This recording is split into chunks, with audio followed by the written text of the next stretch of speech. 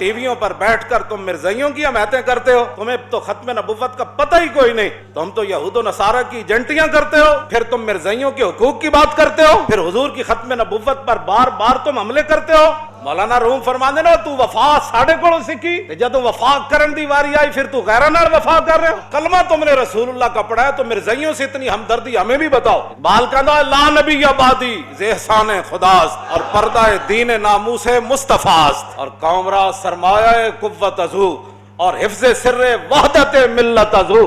اقبال کہتا ہے قیامت تک امت مسلمہ اگر پوری طاقت اور کر و فر کے ساتھ کھڑی ہے تو عقیدہ ختم نبوت کی حفاظت کر کے کھڑی ہے۔ اقبال کہتا ہے رسول اللہ کو اللہ نے خاتم النبیین بنا کے بھیجا، قیامت تک کوئی سوچ بھی نہیں سکتا کہ حضور کے بعد کوئی دعویٰ کرے کہ میں نبی ہوں۔ اقبال کہتا ہے اللہ تعالیٰ نے اسلام کو ایسے مضبوط قلعے میں بند کر دیا کہ حضور خاتم النبیین ہے، بس۔